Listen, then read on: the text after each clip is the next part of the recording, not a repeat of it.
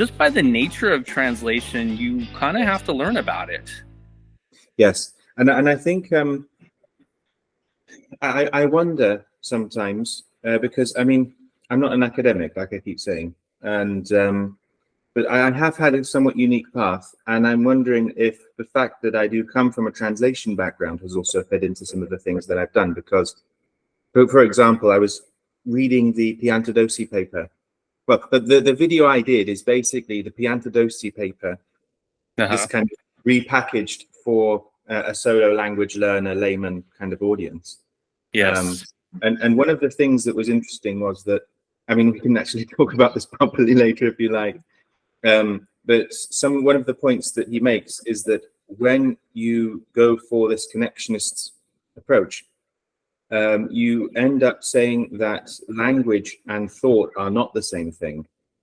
Mm-hmm. And this is one of Chomsky's big things. He says that, well, you know, there's a language of thought, and the main purpose of language is actually to talk to ourselves. Talking with each other is a secondary thing about language. Mm-hmm. For Chomsky, it's all the same thing. As a translator, I can't afford to think like that. Yeah. And having this idea that thoughts and language are very different systems. Right. Language is simply a tool that I use to express my thoughts, and my thoughts are their own world. That is one of the most useful thoughts or ideas or approaches you can have as a translator. And, you know, when this idea that language is not the same thing as thought, I think just a real simple way of comprehending that is just imagining something like floating through space. You know, you're not using your language to go, okay, it's turning to the left, it's going up, it's floating. You know, like what I'm doing with my hand, if I were to describe that and then you try to mimic what I said, that would be very, very difficult. Yes. Yes. And you think about these Polynesian languages that don't have words for left and right. They just keep track of which way is north and talk like that. Is a Polynesian's brain wired differently? No. and when he's saying, oh, well, you've got something on your right shoe, for example, he's going to say you've got something on your north shoe. Yes. But the thought that he's expressing is identical to the thought that I would be expressing. But the tool he's using to do that is coming at it from a different direction. I think of it like, I don't know, like say a carpenter or something. You know, maybe the two carpenters, you look at their toolboxes, and some tools are missing from each of the toolboxes. Mm-hmm. And you give them both the same job, and they're both equally good at it, but they might approach it from a different direction, but they end up doing the same job. The job is the same, the outcome is the same, and the skill is essentially the same, but the tools might be different. You know, it's right. You know, yeah. Okay, so let's let the audience know that you're a professional translator, and you translate which languages? So mostly from English to Turkish. I also do a bit of Turkish to English, and I have done some Arabic interpreting, Turkish to Arabic, but in a very kind of limited context. I wouldn't call that a professional. Okay. Yeah. And the Arabic, is it a specific dialect of Arabic? Yes, so it's Lebanese. I speak Lebanese dialect. I mean, I do have a bit of a grasp of the book Arabic because you have to, but I mostly deal in the spoken Lebanese dialect. But of course, that means I can communicate quite easily with anybody from Syria or Jordan or Palestine, and to an extent Iraqis as well, and Egyptians. But you know, I'm not wonderful. It's not as good as my Turkish. Yeah. Okay. So tell us how, English is your native language. Yes. And you're from England. Yes. But you live in Turkey now, correct? You live in Istanbul, is that right? Yes, that's right. Yeah, I'm in Istanbul. Yeah. I was just told from a friend who's been to Istanbul like 6 or 7 times. He said, Andy, you've got to go there. It's one of his favorite cities. So it's on my bucket list. I've added it to my bucket list. Okay, so could you tell us, how did you learn Turkish? Okay, so as a family, my parents and my brother and I, we were living in London when I was just, like 8, 9 years old. And we were living in an area where we had a lot of Turkish speakers, one reason or another. And just as a family, we, decided to start learning Turkish. And we also had, there was a kind of group of friends who were doing it. And the way we started, there was somebody I still remember quite fondly, and he gave us the basic grammar of Turkish, and I don't know, I took to it. So with Turkish, once you've got the case system down and you know how to conjugate verbs, at least on a basic level, then you have a way of grappling with the sentence structure. Once you have that basic skeleton, you're good to go, more or less. But I don't know. I think I really enjoyed it. I took to it, and then when I was 17, going on 18, my dad's work brought him out to Istanbul, and I came with, of course, and then I got married at about the time that they went back, and that was very good. And that was 14 years ago. So there you go. So do you speak Turkish at home? Yes.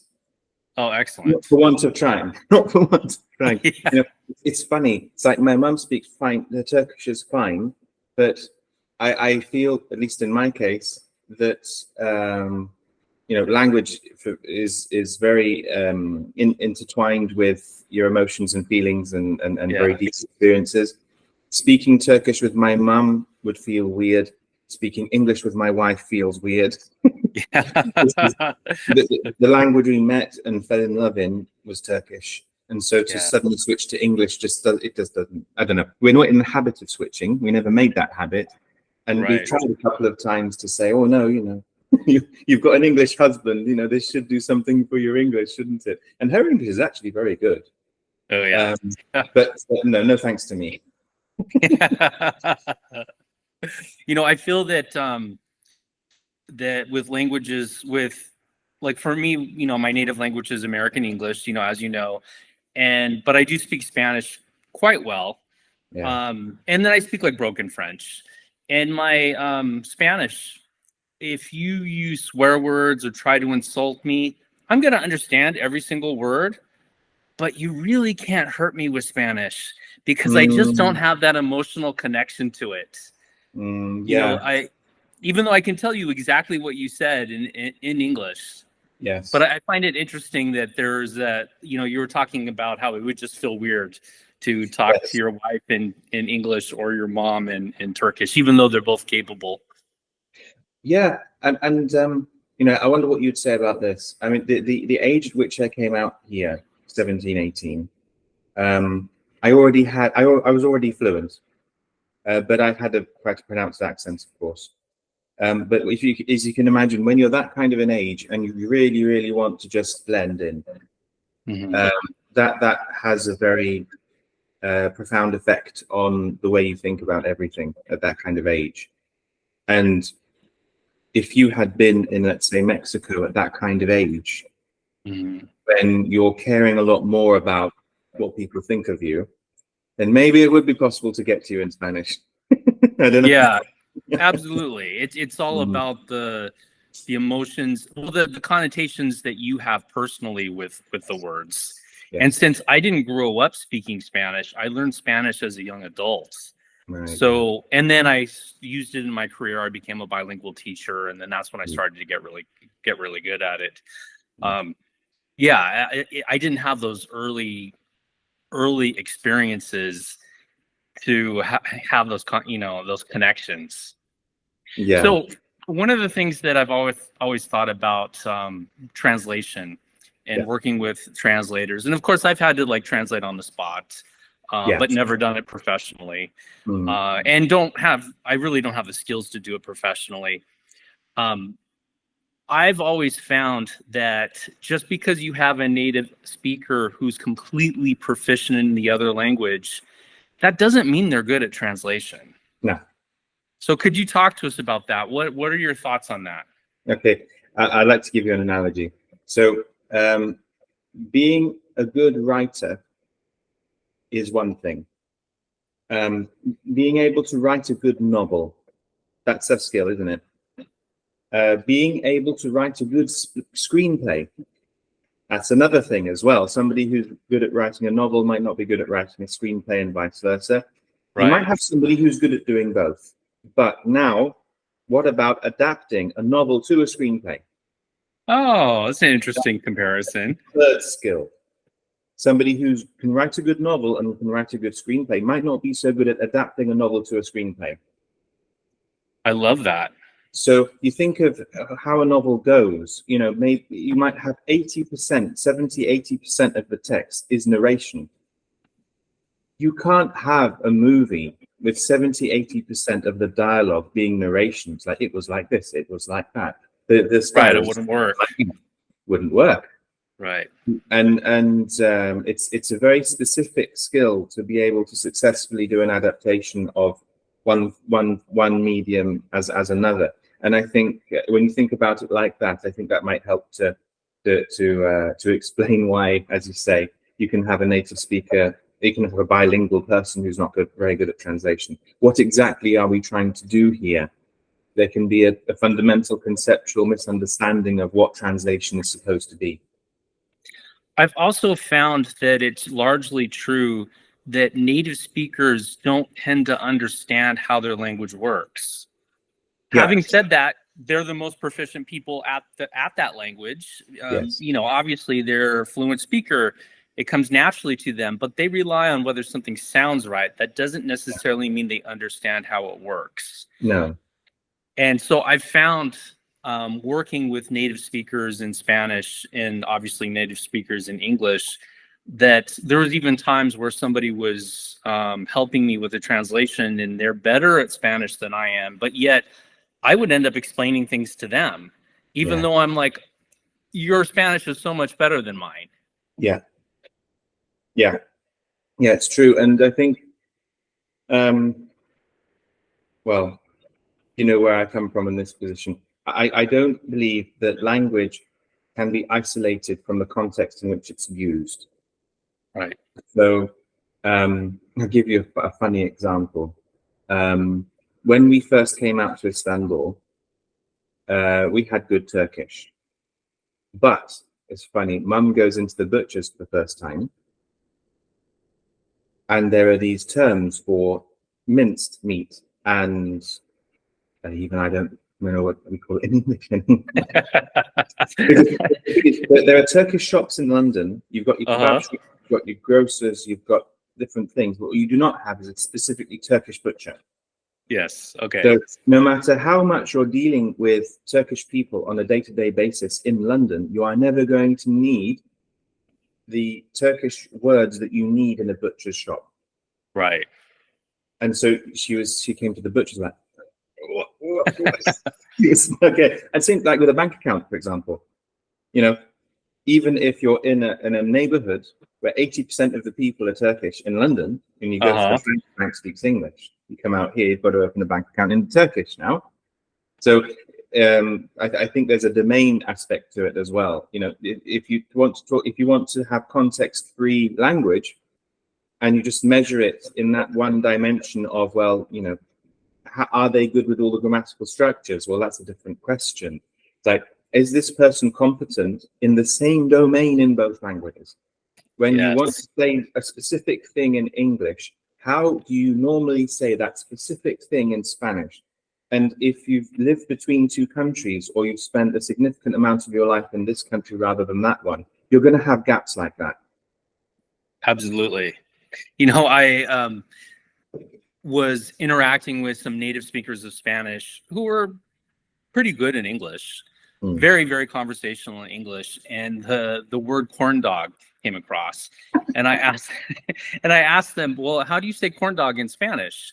And I was asking them in Spanish, and they just the two native speakers just kind of looked at each other and they kind of laughed, and then they turned to me, and the one like hesitated and said, salchicha de pan, which means kind of like sausage of bread. That's quite good. And then and then she kind of looked at the other one, and they kind of laughed and kind of giggled at each other, because clearly she just made up that word in front of like, that was not a word that she actually had, but she felt like she had to say something to me. So afterwards, the one lady became busy, and the other one I stopped and talked to in Spanish, and I asked her, I said that, well, Obviously that's not the word that, it's clear that she just made that up. And we both laughed about it. She said, yeah, Andy, we don't have corn dogs in Mexico. Yeah. Funny. Sorry, because we don't have corn dogs in England either. Oh, really? Yeah. What is a corn dog? Oh, I'm sorry. Okay. No, So a corn dog is a hot dog on a stick, Right. and it's put in a batter of cornmeal, and then it's deep fried. Hey. Yeah, you see, same thing. It's like if you ask me how to translate that into Turkish, I would do the same thing. Yeah. Oh, wow. That's fun. That's really funny because yeah, exactly. It's very good what you say, because the thing is, even if there was an official word for corn dog, let's say there was some language institute somewhere in some Spanish country, or let's say Turkey, that decided that a corn dog is this in Turkish, even if there was some kind of legal definition somewhere. Right. Your question as a translator is the other person going to understand this? And like what we have here, if I was going to translate corn dog into Turkish, depending on how important it is that the person actually knows what a corn dog is, I would resort to a description rather than a term, because you have to focus on what you're trying to achieve here. It was, well, why are we talking about a corn dog? Is it like an off thing? Is it? Are we translating a movie with movie subtitles? Right. And they're saying, well, let's go get some corn dogs, and it has no relevance whatsoever to the plot. Then you might even need corn dog in English, because it's obviously set in America. So it's like, how did corn dog hear them? Yeah. You might, if it's important for the other person to understand what it is, let's say that you have an American style restaurant opening in Turkey. You might have on the menu, it would say corn dog in English, and then you'd have an explanation of what it is in Turkish underneath, for example. So what are we trying to do here is always an important question. And that alludes to some of the decisions that you have to make as a translator, whether something is relevant and what's the intent of this text. So one question for you is, and I've definitely come across this. I've had the translator come back to me and point out text in English that she was supposed to translate into Spanish, and the English was not very clear. Right. So what do you do as a translator when it's the original version is not very clear? Well, it depends, of course. Context is everything. And one of the biggest questions here is, what kind of a working relationship do you have with the person? So what often happens, and I'm sure it happens a lot everywhere, translation is a very poorly understood profession. People will just say, oh yeah, we need to translate this into Turkish, we need to translate this into English. They will just email it to a translation office. The translation office will farm it out to somebody working from home, and they have no context. They don't know what it's for, they don't know who it's for.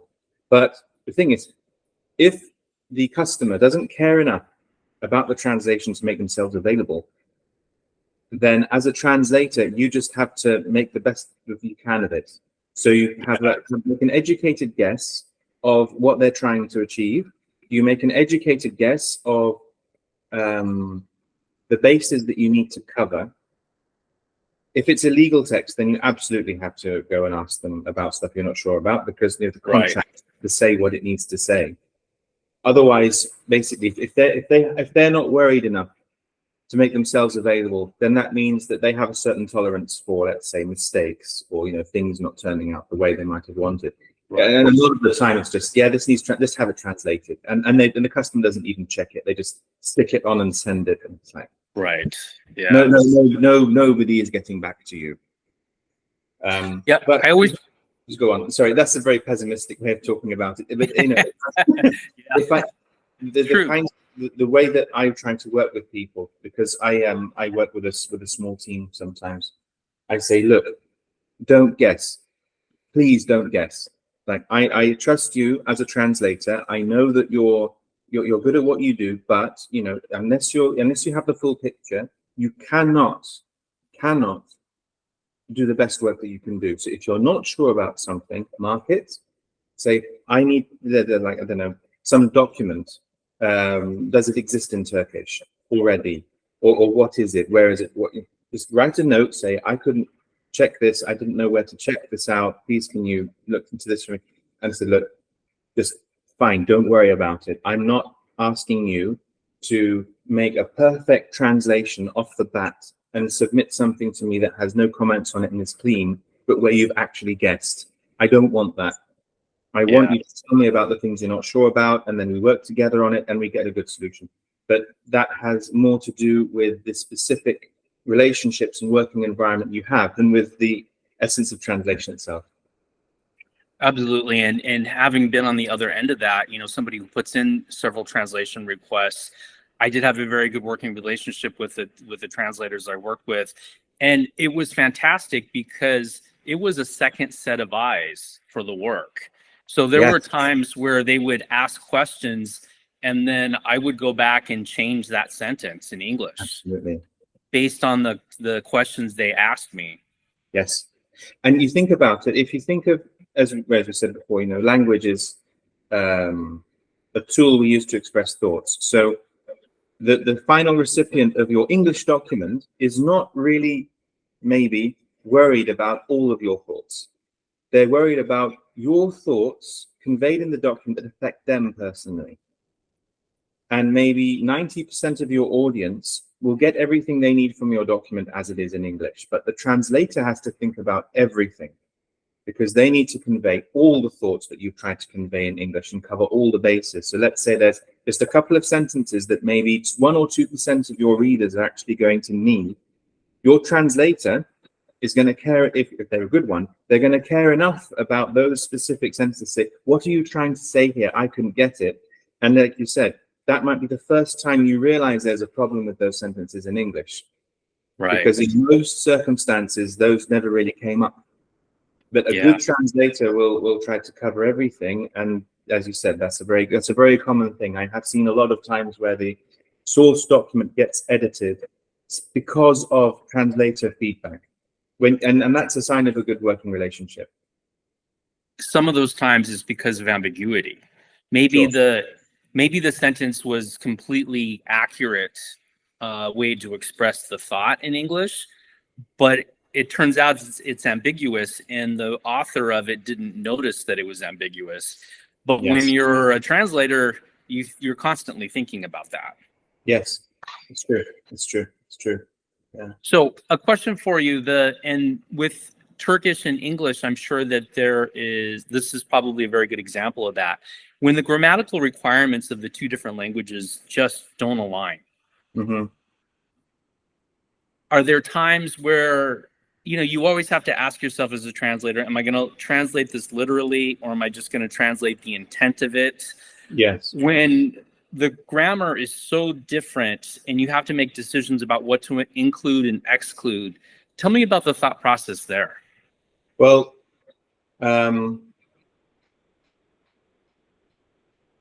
as I said before, if language is a tool, then you have to separate the linguistic forms from the thoughts behind them. Right.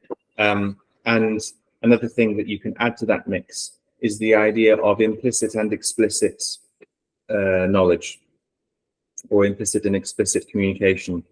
So I'll give you an example. One of the most interesting, like when mum did teacher training, and I think she had come from a unit about pragmatics, because she said, oh yeah, we had an American, and the American's saying, well, you know, if you're sitting in a room and you're sitting close to a window and somebody walks in and says, it's hot in here, isn't it? Well, what is that? And these English, you know, students, they're trying to guess. It's like, it's a statement, surely. And like, well, no, it's a request.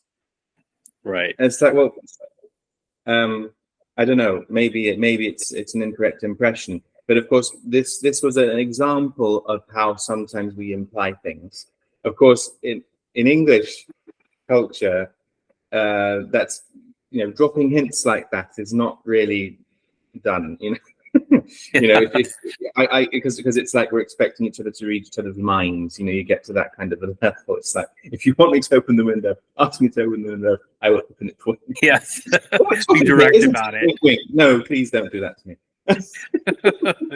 Well, it's a good example of how form and function are, you know, are separate. There you and go. that, there you go. you know, you can use a different form, like, you know, like the example you gave is using interrogative form, which traditionally would be used for seeking information. You're not trying to seek information at all. You know. Oh, right. Yes. You're really well, trying to give a command. Yes, yeah. Right. No, you're right. And you have to think, well, what are we trying to achieve here? That's the point. And when, as you say, the grammar of the language, yes, right. So sometimes what you have to do is make implicit information explicit. And I was taught that that is a perfectly reasonable translation technique to use. So you go beyond the actual literal text that you've got. What information is being conveyed, and what is the assumed shared information, shared knowledge, that is necessary to interpreting this document. If there is no doubt as to that knowledge, as to what is implicitly known and being communicated, then you can make that implicit in the translated text. That's fine. And I was told of I think it might have been Danica Seleskovich. I can't exactly remember. It was a French. There's a story about a French translator trainer, you know, lecturer, and one of the students in this kind of a question is saying, "Well, oh, am I allowed to do this?" And the story goes that, you know, in a very kind of French accent, "Are you allowed? It is your duty." But, you know, when we break free from this form-focused analysis of language, and we say, no, language is a tool, the thought is the important thing, and we do whatever we must to express the thought. And if we can't express the thought without making something that's implicit explicit, then it is our duty to do that as translators. If we were to not do that, then some of the information would not reach its target, and we would have failed in our duty as a translator. So somewhat counterintuitively, you're not adding anything. In terms of the information that's being conveyed, if you're not adding anything and you're making sure that something gets through, then you're doing your job. I find one of the challenges between two languages is honorifics. You know, in English, we really don't have that many honorifics. I mean, you can say sir or ma'am or doctor, but that's about it. There's not really a lot to that.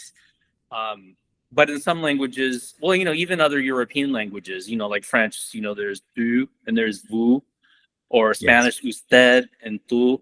So you have to, you know, make that distinction. So, and then if you take a language like Korean or Japanese, it's even much further than that. I took a Japanese class once, so it was just beginning Japanese, and the moment where I gave up is when they explained the words for yes and no. As simple, those simple two words. But basically what he said is that, you know, this is the word for yes, and this is the word for no, but you don't ever say no in public. Oh, right. He says that, you know, basically what you have to do is you have to drop hints and you have to circle around the topic. And if you're not just bilingual, but also bicultural, you're going to pick up on those hints and you're going to know he's telling me no, even though he's not saying that. Right. And I think, so that's a very interesting thing. So you were being taught Japanese through English. And I'm just trying to think of how I would try to get out of that kind of a situation, because what's actually going on there is the teacher is trying to say, well, when you want to say no in English, this is what you say in Japanese. When you want to say this in English, this is what you say in Japanese. This is the type of information that's being given to you in that kind of an environment, which, as we know, is different to the comprehensible input idea. which is where you just experience language in use, where you can follow along with what's going on, and that's your training set. And without realizing it, you acquire all of these different ways of saying no in different contexts through direct experience. But of course, when you're trying to, let's say you're a tourist and you want to just go to Japan for a week or something, you don't have enough time for comprehensible input to do its thing. So it's like, well, when I want to say no, what do I say? Give me a solution. Right. So in that context, I would have suggested that maybe, okay, I can't say no in public. Give me something that I can say in all contexts that will communicate that. So, for example, in Turkish, one of the ways that we don't say no directly is to say unfortunately. So, maalesef. So it's like, do you have one of these? Like, you walk into a shop and you say, well, have you got one of these? And they might say, unfortunately. They don't actually say no. They just say, unfortunately. Okay. So my instinct would be to ask my Japanese teacher, look, is there something like this in Japanese? Can I just say unfortunately? Right. That'd be a lot more helpful. Exactly. And why? Because I'm coming at it from English. And it's like, well, when I'm in a situation where I want to say no, what are my options? But, again, this is language learning, not language acquisition. Right. And it goes back to, form versus function. He taught the form that day, but he didn't provide any forms for the function that we thought we were learning. There you go. Yeah. Well, and when you mentioned comprehensible input, that's another reason I gave up on Japanese, because there was no comprehensible input in this class. Yes. So, maybe someday I'll circle back to Japanese now that I'm much more knowledgeable and can approach it. Even if I have a poor instructor, I'm a good student now. Exactly. Well, if you understand what's going on and you understand what exactly it is that you're trying to do, then you can make the most of any setup. So let's switch gears here. All right. Interpreting versus translating. Yeah. So well, first of all, just tell us what the difference is, because that may not be obvious to everybody. And what's the process? How is the process different? Okay. Well, interpreting and translating. I mean, obviously, it's they're two sides of this. Well, they're two sides of the same thing. But with translating, you have a written document, and you have all the time in the world to just read that document, read it all through, talk about the document, who's going to use it, when is it going to be used, what's the point of the document, and you can, in a very detailed way, go through it. And with interpreting, it's in the moment, like this. And one of the things I've noticed is that when we speak, our utterances usually have one point. Yes. And so there's a very specific idea that we're trying to convey. As we convey it, there may be different, nuances surrounding the main point, but there is a main point, and it's usually enough just to convey the main point. With written translation, you have to assume that the author has gone through it several times, and as what often happens, because people want to be, skilled writers and they want to make their texts, pretty, is that they will have multi-topic sentences. And you have to think, why is this word here? What is this word doing? You might have a sentence whose main point is about something else, but you have to make a judgment call as to which nuances are intentional and which ones aren't. Because when there's an intentional nuance, like there's a secondary point, it's like they're just trying to get a little jab in from this side as well. As we said last week, didn't we? Right? I want you to for this. I'm reminding you that we talked about this last week. Don't you forget it, right? So you've got to make sure that you convey that in your translation. So with translate, I think that kind of multi-topic sentence thing, I tell you, one of the worst experiences I ever had as an interpreter. I went down to Diyarbakir and I did 2 days of simultaneous interpreting for a health tourism conference. the worst ones were the ones who had prepared a text, got up on the podium and read the prepared text. Oh, and they didn't give the text to you ahead of time to be able to translate it? No. Oh. So I was young and stupid, and I took the job.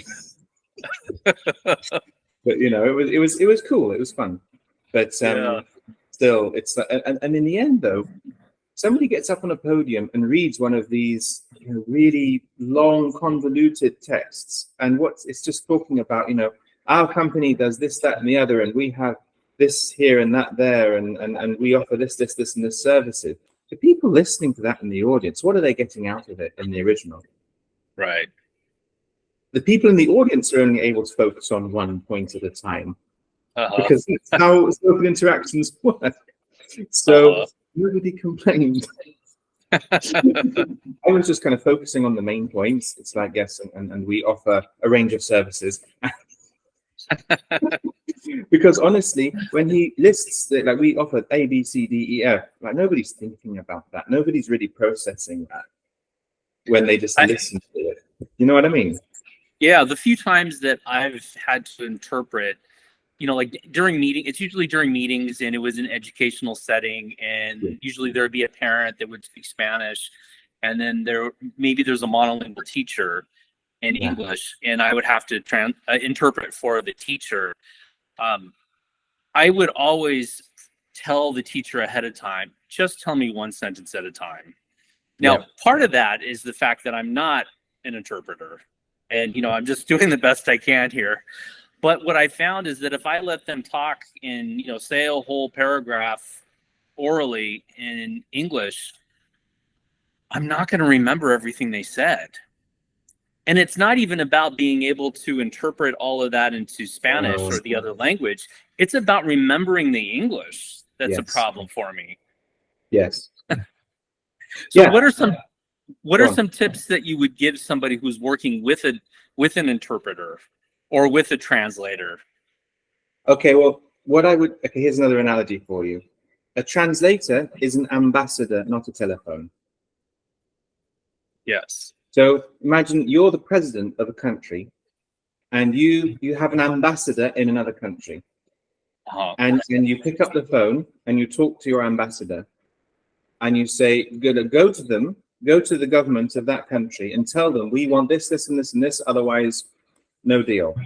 We're not going to have this new trade deal. And so your ambassador says, yes, Mr. President, yes, Mr. President, yes, okay, thanks, I will tell them that. Puts down the phone, walks in to the president of that country, and just repeats verbatim what you told him and said, we want this, we want that, we want the other, otherwise no deal. And the president's like, what's going on here? How can you, how this is insulting. This is not how we communicate. You've taken the relationship out of it. Exactly. And there's this massive diplomatic incident. You ring up your ambassador on the phone and you say, what did you do? He said, I did what you told me to do. Okay, what do you want your ambassador to do? You want your ambassador to know what you don't know about how that country works, how that culture works, what's going on there. Right. As you're the president sitting at home, the point of an ambassador is that the ambassador understands that country on a different level than you. And the reason why not everybody can be an ambassador, well, firstly, they've got to be loyal to your country. That's the first thing. And the second thing is you want them to understand that country and understand what you're trying to achieve, such that your ambassador might say, okay, we will do that. But then what they do is they might do what looks like a completely different thing, but you've communicated your intent to your ambassador, and your ambassador goes up to them and makes clear to them that, okay, these are our terms, but here's the process of negotiation, and you end up with the trade deal that you want. If treat your translator as an ambassador, and things will go better. That would be my recommendation. There's been times in an education setting where I would kind of whisper into the ear of the teacher first of all, the vast majority of them would do this automatically, but every once in a while I'd come across somebody who they would have the conversation with me, and it's like, you're not trying to talk to me, you're trying to talk to the parent. Talk directly to the parent, and it's okay if they don't understand a word you're saying. That's what I'm here for. As soon as you're done saying it, I will repeat it in their language. But having that eye contact between the two people that are having the conversation, not to me as the interpreter. Yeah, and as I'm sure you've experienced, you can say that, but it doesn't quite work. It never quite works, because whatever happens, if you're sitting in an interpreter's booth and you're hidden, and then the illusion is easier to maintain that there's direct communication going on. Right. But when you're in the situation where it's three people in the room, it's you and the other two people, then they say, the first person says something to you, you turn around, they said that. Because the other person's looking at you. You can't say, well, I think. No, because it's not me who thinks this, it's the other person who thinks this. Okay, so this illusion is very difficult to maintain when you're physically there. Okay. And again, that there's a certain level at which, so long as you make your role clear, it's like, I'm here to convey thoughts. I'm not here sharing my thoughts. I'm not trying to affect the outcome of this interaction. What I am trying to be is kind of an honest go-between. You tell me what you're trying to say, and I will give that as faithfully as I can in both directions. And you just have to work with that a little bit, because you are part of the process. You are acting as an ambassador in both directions. Absolutely. Escaping it. Has there ever been a time where either you're translating or interpreting, and there's something culturally that you just don't feel like that should be said, because it's not so much the difference in language, it's the difference in culture. Yeah. There's a little incident that sometimes plays on my mind, but it shouldn't really. I was very young. This is before we moved out to Turkey, and I was working in this office that did English courses for refugees. Okay. And a teacher comes up to me with one of her students who speaks Turkish, says, "Can you interpret for us?" That's the other thing. I can't remember exactly what the thing was, but the teacher was basically, the student was causing trouble during class. Okay. And the student, I mean, she must have been in her 40s or something, not young or anything. And she looks at me and says, no, the teacher's lying. What actually happened was this, that, and the other. I just turned around and said, she says you're lying. That was it. She said, how dare you accuse me of lying? And the thing is, I don't know, in Turkish, lying, the word for lie, okay, lying is bad, of course. Yeah. But the word for lying, and the word lie is used a little bit more loosely than in English. Okay. So, for example, there's, to give you an example, there's an economics professor that I watch on YouTube about the Turkish economy. Okay. And he sometimes uses an expression that goes a little bit like this. It's like, well, there's this institution that gives us these numbers, and when I give you those numbers, they're not my numbers, they're their numbers. And there's an expression in Turkish which is, I am their liar. Oh, okay. Okay, so I'm their liar. It's like, if it's a lie, it's like I'm lying, but it's their lie, not mine. Yeah. Okay. But you're saying, well, I'm their liar. But then you would never say anything like that in English, because no, lie is well, it's a sin, isn't it? On a very serious one at that. And of course, I'm not saying it isn't in Islam, but I think that there's a much more judgmental quality to that concept in Western, especially Protestant culture, I think. So I'm thinking, in that moment, did I make a mistake there? No, what the teacher's saying, it's not what the teacher's saying isn't right. It's not correct. Maybe I should have translated it like that. Because the interaction turned on the fact that the student accused the teacher of lying. Right. Which is a much I don't know, in English, that's a very forceful, that's a very strong accusation. So, but anyway, she was a troublemaker, so I'm not too worried about it.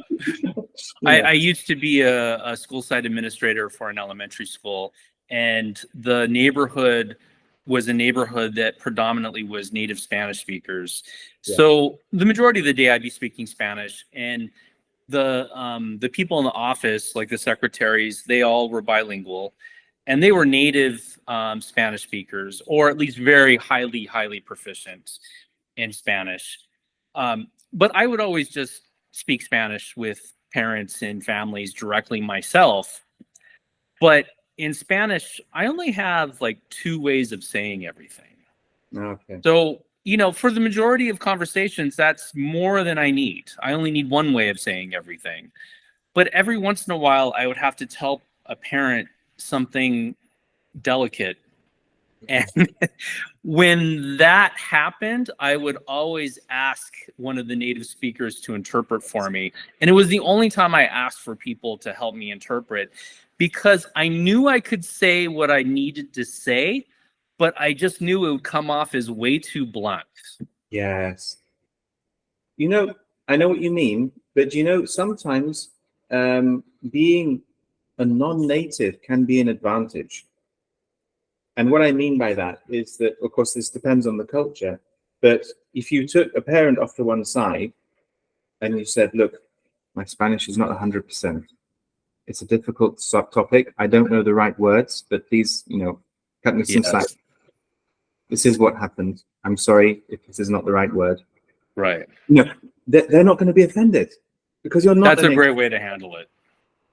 And they're not going to be offended because you're not a native speaker. If you were a native speaker, you don't have that card to play. You wouldn't have that card.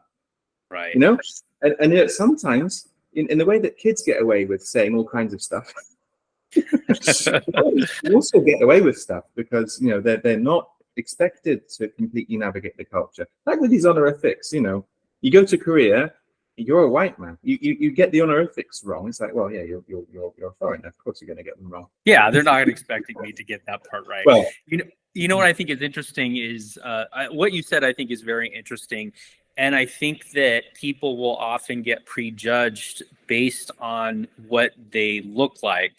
Yes. So, like, if they they're going to look at me and they're not going to think that I'm a native Spanish speaker. Mm-hmm. So I think that, like, what you said is absolutely true, that, you know, I could just tell them, like, you know, I'm not sure exactly how to say this. Please forgive my Spanish. Here it is.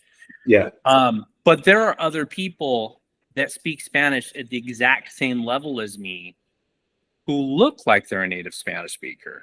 Yes. I bet you that is very difficult for them because they can say the same thing, but they won't necessarily get believed. Yes. And, you know, when you wrap your head around that, as I'm sure you've encountered, one of the big things that people talk about as being against the input hypothesis, or at least against the idea that adults still have the same capability that children do for language acquisition, is the fact that you have lots of second-generation immigrants who have been brought up around the language who are not fluent and cannot function. But when, you know, this kind of cultural pressure, expectation, you have a lot of people who will say that, well, whenever I do speak my heritage language, I get mocked for it because it's not quite right. Right. That's sociology. Right. You know, that's nothing to do with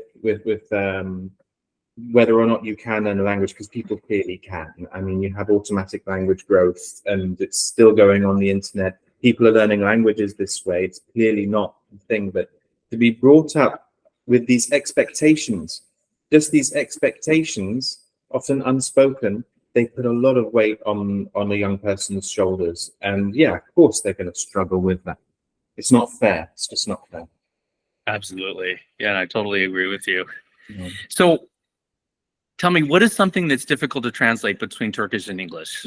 Okay, so I thought I gave this a little bit of thought. Okay, here we go. Just last week, I bought a packet of flatbreads, tortillas. They wrote tortilla on it. I don't know if it's really like tortillas, but anyway. Okay. So you have these flatbreads, and of course, what you're supposed to do is use them for something that you kind of roll up and have like a sandwich of some description. Okay. And there's a tagline. There was a tagline in Turkish, and they had this tagline translated into English. So "Lezzete sarıl" was the tagline.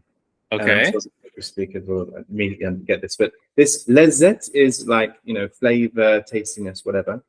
The Okay. sarıl bit, it's a play on words, because sar, the root, kind of means to surround or to embrace.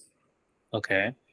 So on the one hand, it's like, you know, embrace the tastiness or whatever, and at the same time, it's the same root that you use when you talk about rolling up something. Uh-huh. What you use the bread for, you kind of roll it up. Okay. Guess what the English was? Oh gosh. How would you make a tagline in English that kind of it would work like that? I don't know. I know you say you know. Yeah, but I have no idea. Okay, so yeah, let's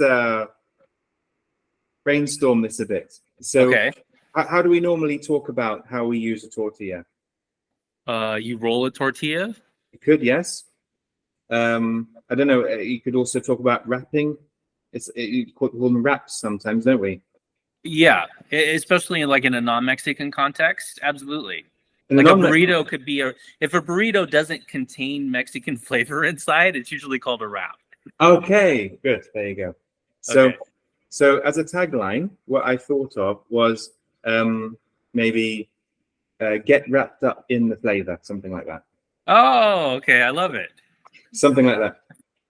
Hug the flavor. On the packet, lezzete sarıl, hug the flavor. Somebody just took that, stuck it in Google Translate, hug the flavor, stick it on the packet. So stuff like that. I guess that's just a normal garden variety translation problem. Okay, I'll give you a word in Turkish that doesn't translate easily. So Okay. the word kaçıncı. So kaçıncı. Somebody asked me how to translate that into English, and I got stuck. I had to think about it. Because it means so you have first, second, third, fourth, fifth, right? Ordinals. Yes. And at the same time, you have how much. There's the word that you could say how much, how many. Right. Imagine those two concepts blended, and that's kaçıncı.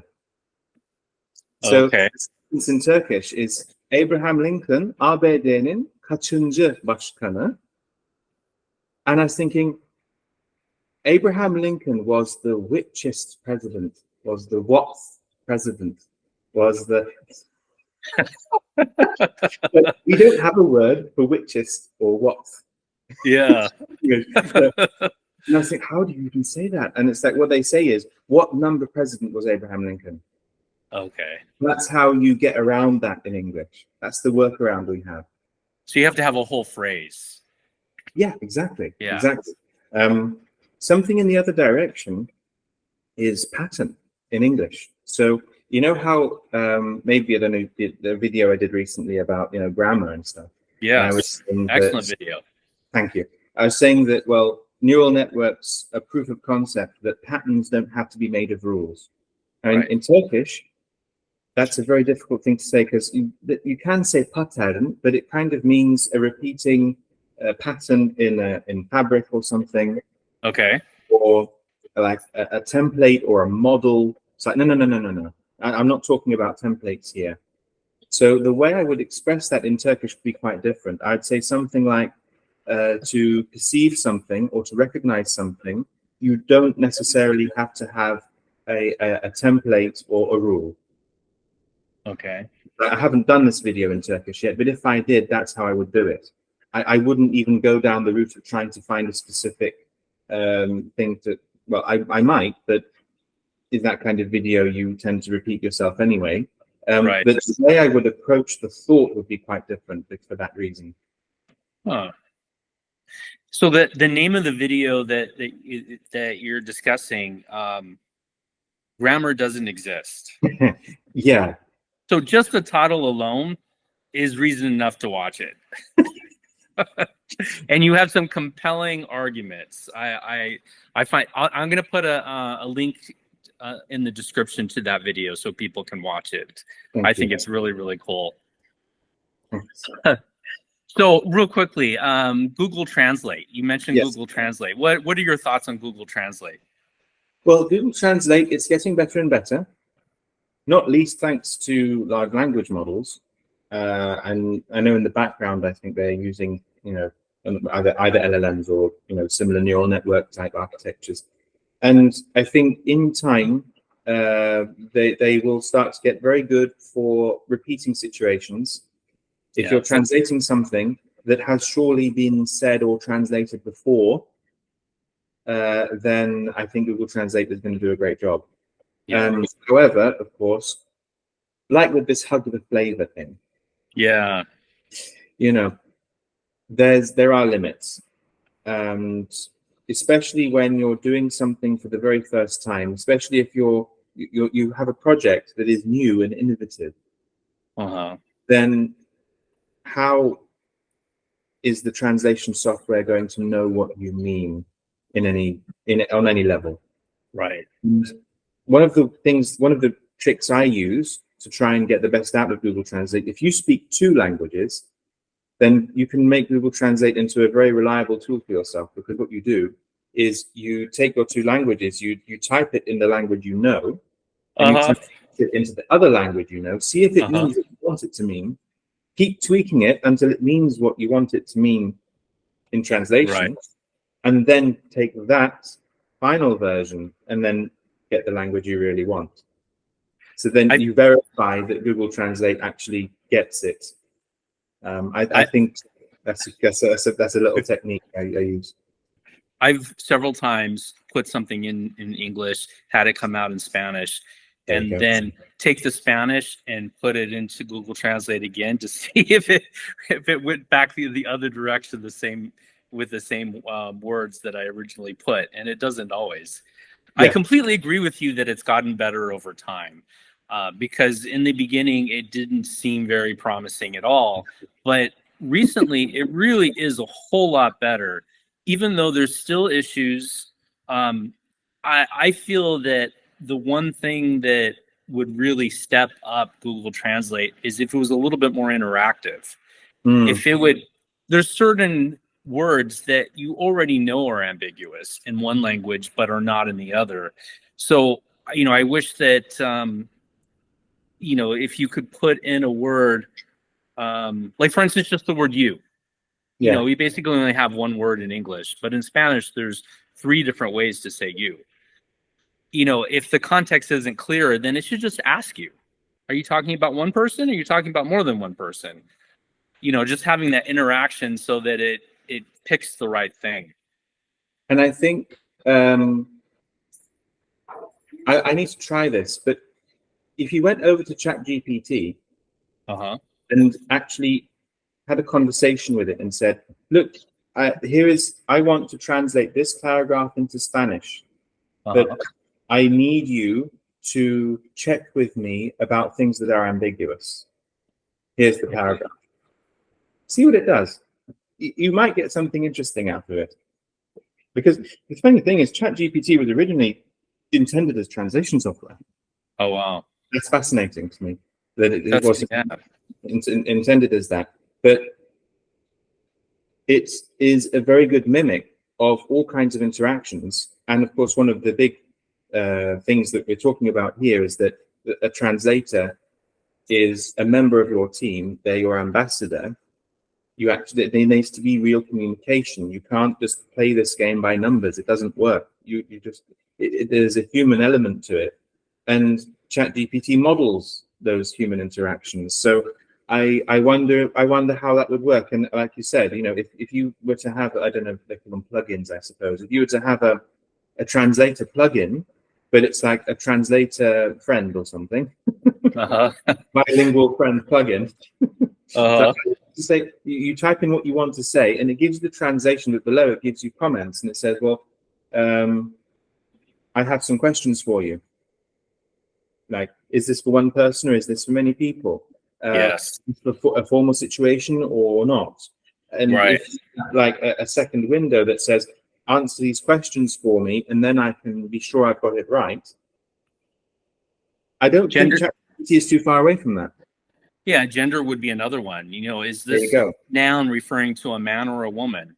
Because that might matter in the other language where it may not matter at all in English. Sure. Yeah. But of course, no matter what you do, well, at least as they are at the moment, these language models are only focused on linguistic forms themselves. And it's amazing the connections that they can infer from that, but they do not have any real form meaning connections in the way that we do. They don't, when we say the word apple, you know, we have an image of, you know, a round, you know, fruit that maybe we enjoy eating comes to mind. LLMs don't have that. All they know is all the times when apple is used, you know, what comes before, what comes after, what's the context. That's all they've got. So there's always going to be a certain point where you need a human, at least the way it is now. Absolutely. You know, that movie Barbie that came out recently, I don't know if it's come out in Turkey or not. I think it has. I haven't been following. So there's a character, the character's name is Ken. Yeah. And he wears a t-shirt that says, I am enough. So the idea is it's got his name Ken and the word enough. And I saw the translation into Spanish. And so the word enough in Spanish is suficiente, kind of like sufficient. So they worded it, yo soy suficiente, adding the Ken in there. And I saw that on Twitter that they had made that translation that way. And I'm like, oh, wow, that is a fantastic translation. In the type of situation that normally would be very, very difficult to, because the play on words, it's not going to be a play on words in the other language. And the fact that they found a way to make it a play on words in the other language, I'm like, that's really skilled. That's really difficult. It is, and it's that kind of thing that I think that AI will have trouble catching up with, because they're unusual situations, and these models are trained on examples. How many times does that kind of thing come up? It's like not very often. So in a way, I think that machine translation, well, what is the point of a machine? The point of a machine is to do most of the hard work for us and leave the bits to us that we do best as humans. Yes. That if you want to know what I think that's the future of machine translation. They will be very, very good at doing drafts that are 95%, 96, 98% what we want. And they will maybe flag the bits that they're not sure about, and we will tweak the bits that they're not sure about, and that'll be it. But you will still need a human. So what I think is really fascinating about that answer is that that is really the same answer for AI. Because, you know, if you're saying, okay, AI, write me a PowerPoint about proper nutrition, you know, and it's going to create something. But then if nutrition is your expertise, you're going to go through it and you're going to review it, and it will have done the majority of the work for you, but you're going to tweak it and add your style to it, and then maybe fix some inaccuracies, and then boom.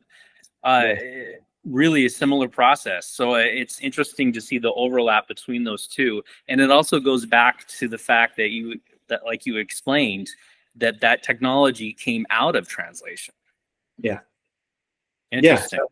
Yeah, that was the point. And that was also one of the things that really, as this video I did, grammar doesn't exist. I mean, of course, grammar does exist, but I mean in a specific sense. Right. And I still stand by my title. It's not just clickbait. It does mean something. But, Oh, absolutely. You had very compelling arguments towards it, and it's very interesting. Yeah, thank you. Well, one of the things that I do emphasize is that we have been trying to make a rules-based translation machine for decades. And we know what they were like, because when Google Translate first came out, that was what was around, as far as I know, or at least, you know, that it was informed by that tradition. Let's put it that way. Right. And then ChatGPT comes along and just blows everything out of the water. And it just, you have to think, you know, okay, the nuts and bolts of it we can talk about, but here is a very interesting event that's just happened, that this approach has worked where this approach hasn't. Surely we need to talk about this. We need to at least talk about this. Why is this working when this hasn't? Yeah. Well, this has been fascinating to talk about translation with you. Me too. You know, it's a topic that's interested me for a long time, you know, having worked closely with translators, as well as the fact that, you know, just being multilingual, even though I'm not a translator, you know, you often think about it. So it's interesting to get, you know, perspective from somebody who's doing it professionally. Thank you. And so you mentioned that, you know, we talked about your video, Grammar Doesn't Exist. You also have some very other compelling videos. So tell us, you know, where can we find this, and where can we find your channel? What's it called? How can we find it? And what can people expect on Okay, so my channel is, well, Jan Telekoman. If you just search for that in YouTube, you'll find it. And I'll put it in the description too. Thanks. Yeah. So what I did most recently as a larger project is an experiment, like an open experiment in pure comprehensible input as a method to learn a language. And what I'm really trying to do is give people a personal experience. Like whatever mechanism enabled you to learn language effortlessly as a child is still there, and you can still tap into it. And I'm not going to argue for it. I'm going to give you a personal experience of it. So the course is called Opiline Tokipona. If you use the abbreviation OPETP, you can find that very easily. I've done some exit interviews with people on that.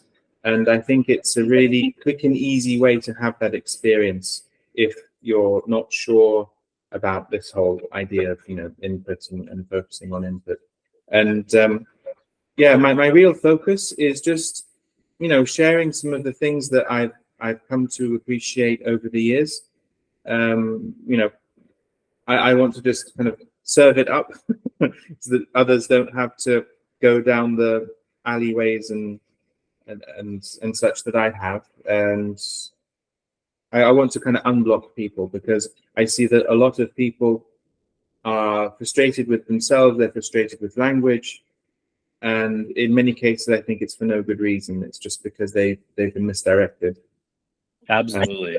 You know, we're built for language in a very special way, and if you have a handle on what's going on and how it works, then you can use that knowledge to focus on the right things to get where you want to go with language. So that's what I'm trying to do, and it's more of a just a hobby, really. But you know, I hope it's useful. Oh, I think it's very useful. I mean, we did a whole video together on comprehensible input, and I'll put a link to that as well. It's hard to see the forest through the trees when you're learning a language if you don't know, if you're not knowledgeable about the process. If you're knowledgeable about the process, you can pick up on those really small victories to realize that, no, you are expanding your language, and then you are making progress.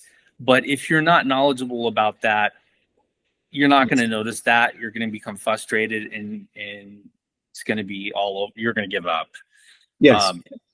Comprehensible input is like the key ingredient. You know, there's all sorts of different aspects to learning a language, but that's something you've got to have. And I've lived that myself. You know, I've tried to learn Spanish and I've tried to learn French, and my Spanish is far better than my French. And why? Because I had a lot of comprehensible input in Spanish and I had very little in French. So of course now I'm working on that, now that I know how to address it. So thank you so much. I'll leave the links down below. Check out his channel. It's very interesting. Make sure to subscribe both to his channel and here.